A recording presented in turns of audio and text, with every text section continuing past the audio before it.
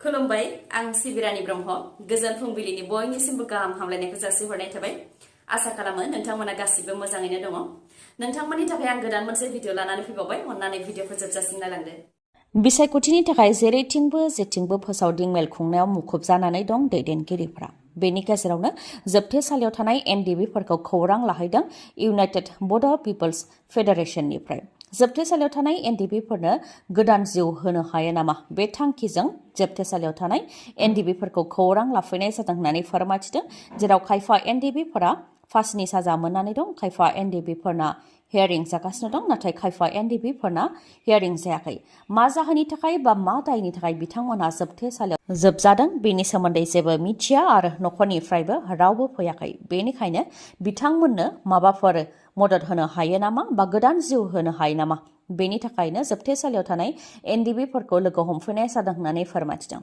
जायनाखि एनडिएफबिफोरा आखाइ दैखांबाय अदेबानि सारेन्डार जाबाय नाथाय सारेन्डार जाखांनायनि उनावबो बिथांमोनहा जोबथेसालिनिफ्राय उदां जानो हायाखै गोजोन गोरोबथा जानायनि उनावबो अदेबानि आखाइ दैखांनायनि उनावबो जोबथेसालिनिफ्राय उदां जानो हायैया एनडिएफबिफोरनि बेलायावसो जादों होननानैबो बुंथिबावो बिथांमोनहा ओजोंहाय चिरां जिल्ला एनडिएफबिआ UPPLखौ मदद होनानै खौरांगिरि मेलनि गेजेरजों फोरमायथिदों दि एनडिएफबिफोरनि गोबां दफाफोरा दासिमबो मावफुंजायाखै केस बोखारजायाखै सामोनफोरा फैगासिनो दं मुंख्लं नखराबो रिहेबिलिटेसनखौ मोनजोबनो हायाखै सोरखारा बेफोरनि सायाव खामानि मावगासिनो दं बेनिखायनो सोरखारखौ खामानि मावनो खाबु होनांगौ होननानै बुंथियो आरो जायफोर एनडिएफबिफोरा BPFखौ मदद होदों बिथांमोनहा बुजियाखै होननानैबो बुंथियो UPPLखौ मदद होनाय एनडिएफबि बिथांमोनहा आथिखालाव रिल्स बानायनाया ट्रेन्डिं नङासै लाइमोनफोरनिफ्राय लानानै बैसो जानाय जुलि जानाय आइजोफोरनि गेजेरावबो ट्रेन्डिं रिल्स बानायनाया गोबां लाइक्स मोननो थाखाय आरो भिउस मोननो थाखाय बायदि बायदि रिल्स बानायो खायफाया गिथावना जायगायाव थानानै रिल्स बानायो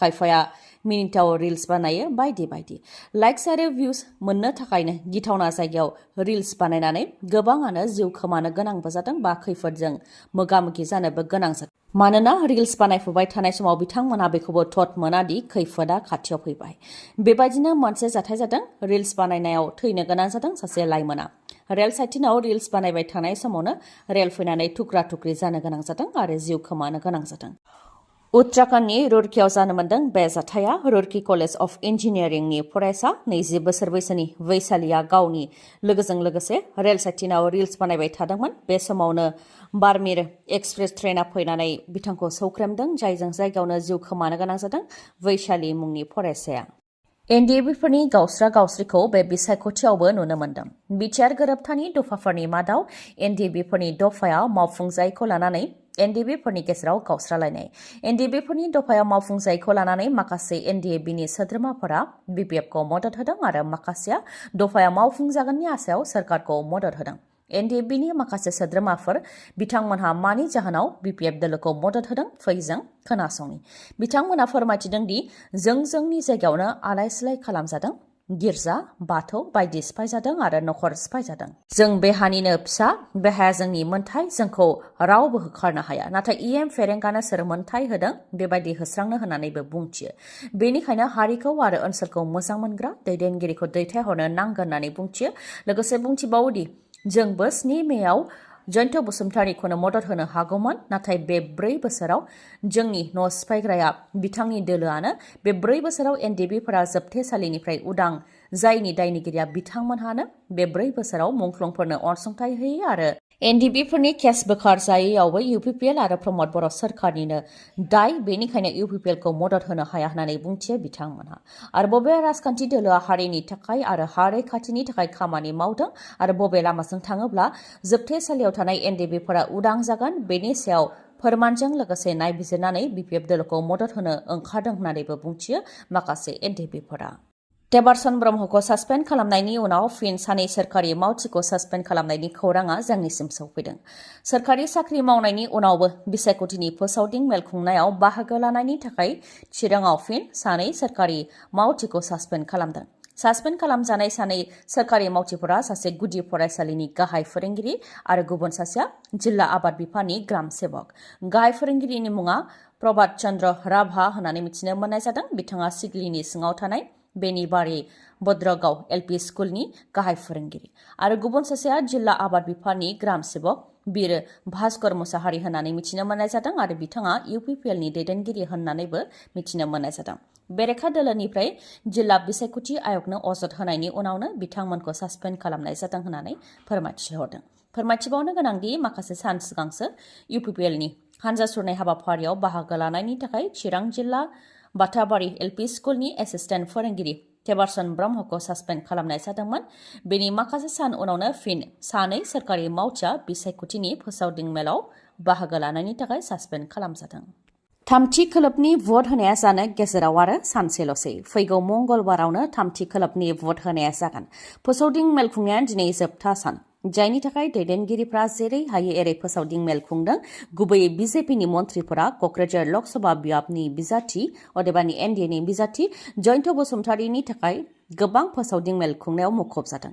सानसेयावनो गुबुन गुबुन मन्थ्रिफ्रा गुबुन गुबुन जायगायाव फोसावदिं मेल खुंदों। प्रमद बर'आ लोरबां जानायनि थाखायनो बिजेपिनि मन्थ्रिफोरा जयन्त बसुमतारीनि थाखाय जेरावबो फोसावदिं मेल खुंनो गोनां जादों नामा?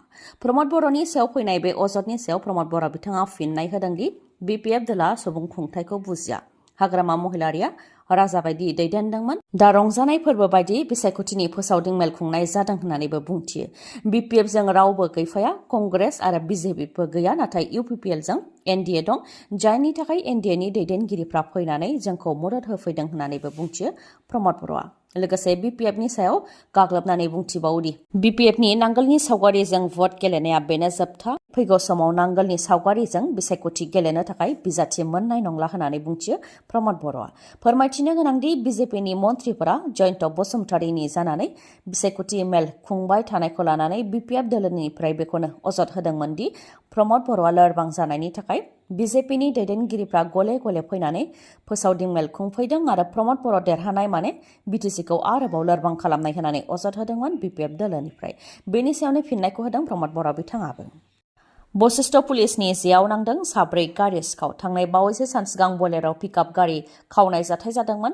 बे खावनाय जाथायखौ लानानै अजद होनायनि उनावनो पुलिसा संदाननाय हाबाखौ मावनानै बाक्सानि दुवारकुसिनिफ्राय हमनो हादों 4 गारि सिखावखौ। हमजानाय 4 गारि सिखावफोरनि मुङा ताहेर आली, सना मिया, महर आली आरो नुहुरुल इस्लाम। हमजानाय दुथांफोरा गोलाव समनिफ्रायनो गारि खावनायनि फालांगि खालामबोदोंमोन होननानैबो फोरमायथिदों बशिष्ठ पुलिसा।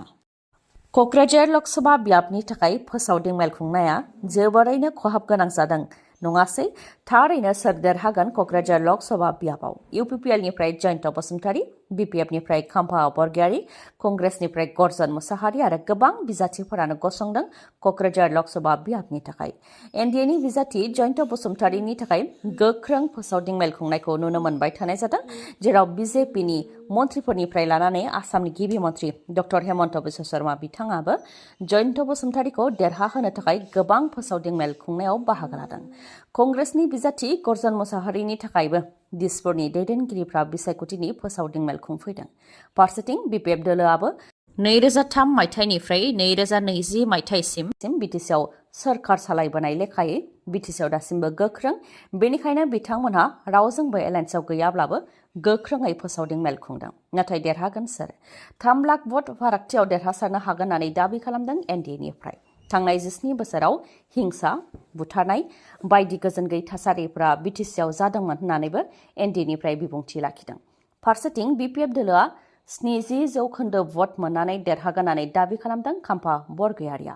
मुस्लिम, बेंगलि, राजबंशी, असमिया, बर', राभाफोरा UPPLनो भट होआ। BJPनि सायाव UPPLआ सोनारनो नाजादों, जायनि थाखाय BJPनि दैदेनगिरिफोरखौ लेंहरदों होननानैबो बिबुंथि होयो खाम्फा बरगयारीया। ओजोंहाय कंग्रेसनि बिजाथि गर्जन मुसाहारियासो देरहागोन होननानैबो दाबि खालामदों कंग्रेस दोलोनिफ्राय। BPF आरो UPPLनो भट होनाय माने BJPनो भट होनाय होननानै बिबुंथि होदों कंग्रेस दोलोनिफ्राय। जम्मु एन्ड काश्मीरनि पुन्छ जिल्लायाव उदखारिफोरनि गाग्लोबनाय। पुन्छ जिल्लानि सुरानक'टे ओनसोलाव इन्डियान एयारफर्सनि गारियाव उदखारिफोरा गाग्लोबदों। जेरै हायो एरै गुलि गावग्लोंदों उदखारिफोरा, जायजों सासे जवाना जिउ खोमानो गोनां जादों आरो साबाया जोखोम जानो गोनां जादों। जोखोम जानाय साबानि मादाव सासेया गाज्रि जोखोम जादों होननानैबो रिपर्टआव मोननाय जादों। गुलि गावग्लोंनाय जाथाय जानायनि उनाव जोखोम जानाय बिथांमोनखौ एयारलिफ्ट खालामनानै देहा फाहामसालि फारसे दैथायहरदों आरो एडिशनेल फर्स लेंहरनानै उदखारिफोरनि सायाव अपारेशन खालामदों। नाथाय दासिमबो रावबो उदखारिफोरखौ हमनो हानाय जायाखै होननानैबो रिपर्टआव मोननाय जादों। रायजोनि दाब दाब जायगायाव दिनै बोथोरा गिख्रंथाव महर लानो हागौ। दिनै गोबां जायगायावनो बारहुंखा बारगोननि इसारा होदों बोथोर बिगियाना। बेनि मादाव धुबुरीयाव घन्टासेयाव 40 निफ्राय 50 किल'मिटार गोख्रैथिजों बारहुंखा बारगोननि इसारा होदों। चिरां जिल्लायाव घन्टासेयाव 50 निफ्राय 60 किल'मिटार गोख्रैथिजों बारहुंखा बारगोननि इसारा होदों। बाक्सा जिल्लायावबो 40 निफ्राय 50 किल'मिटार गोख्रैथिजों बार बारगोननि सांग्रांथि होदों। थिग बेबायदिनो Kamrup rural, Kamrup metro', Darrang, Udalguri, Morigaon, Nagaon, Hojai, west Karbi Anglong, Golaghat, Sonitpur, Biswanath, Lakhimpur, Dhemaji, Jorhat, Majuli, Sivasagar, Charaideo, Dibrugarh, Tinsukia, Dima Hasao, Cachar, Hailakandi आरो करिमगन्ज बेफोर गासै जिल्लायाव दिनै बारहुंखा बारगोननि सांग्रांथि होदों बोथोर बिगियाना। फ्राय माखासे जिल्लाफ्राव घन्टासेयाव 50 निफ्राय 60 किल'मिटार गोख्रैथिजों बारनाय बारहुंखा बारगोननि सांग्रांथि होदों आरो माखासेयाव घन्टासेयाव 40 निफ्राय 50 किल'मिटार गोख्रैथिजों बारनाय बारहुंखा बारगोननि सांग्रांथि होदों। दिनैनि भिडिअआ एसेनोसै। गाबोन फिन लोगो मोनफिनबावगोन। नोंथाङा जुदि आंनि भिडिअखौ मोजां मोनदोंबा लाइक, कमेन्ट आरो शेयार खालामनो दाबाव। गोजोन्थों।